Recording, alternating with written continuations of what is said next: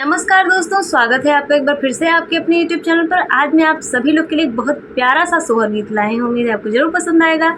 इस सोहर को आप पूरा सुनिएगा और कमेंट करके जरूर बताइएगा कि ये सोहर आपको कैसा लगा।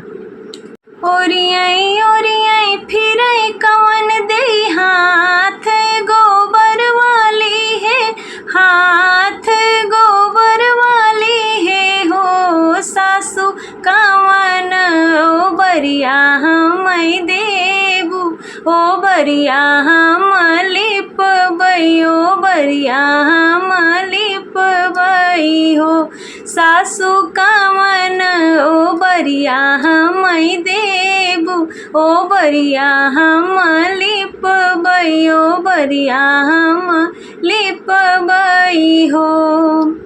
बोलै के सासू जी के ननदी बोली बैठी, ननदी बोली बैठिनी ओ भौजी तोहरे त होई है बेटियावा लिपहु घरवा भूसौल, लिपहु घरवा भूसौल हो भौजी तोहरे त होई है बेटियावा लिपहु घरवा भूसौल, लिपहु घरवा भूसौल हो।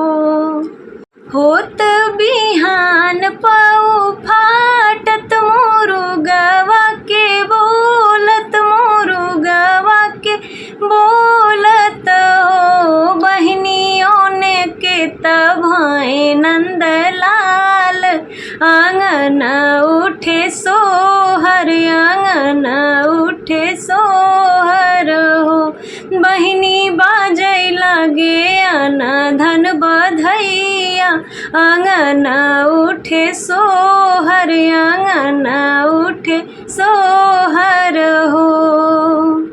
धीरे धीरे बजना बजावो धीरे से उठौ सोहर, धीरे से उठौ सोहर हो बहिनी सुनै पही झरही ननदिया बधाऊ लैके आई है, बधाऊ लैके आई है हो बहिनी सुनै पही झरही ननदिया बधाऊ लैके आई है, बधाऊ लैके आई है हो। इतनी बचन सुनी ननदी सुनही नहीं पाई, सुनही नहीं पाईनी हो बहनी नाचत की आई मोर ननदिया दुअरिया के ठाड़ी भई, दुअरिया के ठाड़ी भई हो बहिनी नाचत की आई मोर ननदिया दुअरिया पे ठाड़ी भई, दुअरिया पे ठाड़ी भई हो।